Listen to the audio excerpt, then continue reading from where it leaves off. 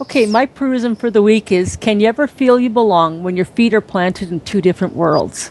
I'm a modern conservative woman who has battled fitting in for a long time. I've either been too much or too little of one thing or another. There are parts of the old-fashioned world that I still enjoy. I enjoy having a door open for me, a gentleman treating me like a lady, etc. But I also believe in whoever is at the door first opens it for whoever comes after. I enjoy the sense of freedom I have in being accountable to only myself, but then there is times I miss the feeling of being a part of someone else's life. I guess I want the best of both worlds. What it means to be a conservative woman has changed much over the years, and I find myself going between these two worlds, which can be so confusing at times. I wonder how often others feel the same way. That was excellent, Prue. That was probably spoke volumes for 3/4 of conservative women. Oh, I know. It's, but I've gone through this for most of my life where, you're bouncing between, because I can't totally, there's certain aspects of liberalism that I don't mind. But I can't fit totally in that world. Neither do I totally fit in the old-fashioned conservative world. And it's being able to broach both sides. There are things that I treasure very much that are considered old-fashioned. And but then there's the aspects of modern life that is fascinating too. How do you find things, Fishy? I'm such a throwback in so many ways. And then on the other hand, I mean, this just fits me perfectly because on the other hand, I try to break molds. I try to do things that are unexpected and politically just make a lot of noise and whatever. And it's sort of not done in my circles yet. At least the circles that are non-political, which are shrinking every day. I just find myself, looking at people like Dana Lash, looking at people like Michelle Malkin, looking at people like Ann Coulter, and just feeling, someday I'm going to get there. And then at the same time, looking at my grandmother's generations and thinking those were also powerful and strong women, just in different ways. Oh, yes. But then I'm certain those of us that are walking both worlds have got to be really confusing to the male species because they've had feminists, take away much of what made a man, and then all of a sudden they're bumping into women who want them to be men, not wimps. And that's got to be confusing for them too at times.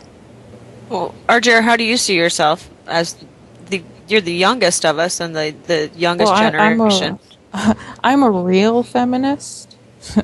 I subscribe to Susan B. Anthony. I have a substantial list of very strong female influences, like historical female influences. And like when I was a little kid, I had done a research on Elizabeth Blackwell, who's the first female doctor in the U.S. So I've always had a very strong feminist, a genuine feminist kind of perspective, but then I don't act well. See, I get told that I'm one of the guys, but it's not on purpose. It's not like I'm trying to be like a man at all. I get along with certain kinds of people better than others, and that's the way everyone is. But I agree. I am the whole I'll open the door for someone and vice versa. And I do agree that chivalry is an important thing, but it goes both ways. It's not a one-way street by any means. Oh, no. I think poor guys are getting the shaft. They don't know what to do. And when guys talk about they'll never understand women, this is why, I think. Yep, I agree. And it's sad that as a culture, we're tearing them between all these different options and ways to behave. And people just don't ask, or they don't say, how would you like me to open this door for you? Would you like to alternate? Would you like me to do it for you every time? How about the car door? How about if you're closer? What are these poor guys? Oh, I know. I like my guy to open my door every time. See, and it doesn't matter to me except at certain times, and I just don't bring it up if it matters. Well, no. Who pays for dinner? He does. You pay for yourselves, or you're married? Yeah. I mean, like on a date scenario, who pays for dinner? Do you pay for yourselves, or does he pay? He Or pays. does the person, or does the person who asked the other out pay? You have would the have- conversation. I think that's the easiest answer. Talk about it. Exactly. Yeah.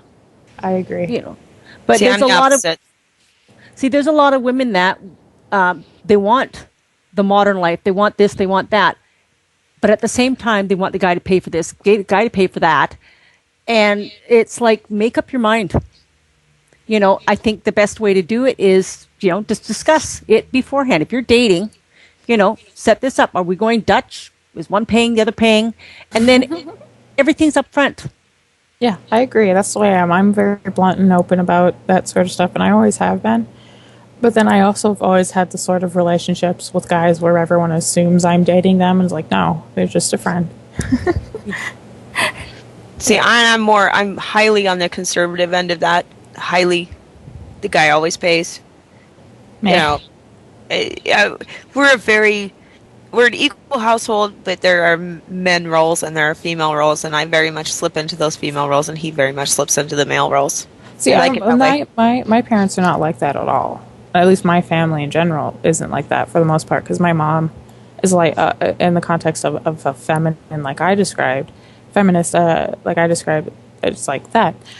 She mows the lawn and does the dishes, and my dad does stuff that he's good at and he enjoys to do, and I think that's where a modern perspective comes into play. Is that if you do what you're good at and it complements each other, like cleaning or whatever, and then cooking versus cleaning, blah blah blah, it works out because things get done more promptly. It's like it's almost, I guess you could break it down to assigning chores to your children. You know, this child is good at this job, so they do it. So, and I'm not belittling men and women to children. I'm just trying to illustrate. Yeah. No, but I totally speaking of children, that. speaking of children, I probably confused my girls really, really horribly now. Oh, I'm depressed. Why? No, because I mean, what do they think when they look at their mom, and what do they think about proper roles? I wonder. Well, Have you ever talked to him? You tried pitting a 12-year-old down and having a discussion about sex roles and gender roles. No, not happening. So you have yet to have the talk? Oh, no. The girls got the talk way early. I'm still being mocked for how early I told my girls. No, I think that is awesome. That is amazing. I've never actually had the formal talk with my parents because my parents they're old-fashioned like that. They don't think it's necessary. And that kind of does stem to why I'm so curious about it personally, because it's just fascinating to me on a very nerdy level, which doesn't make any sense.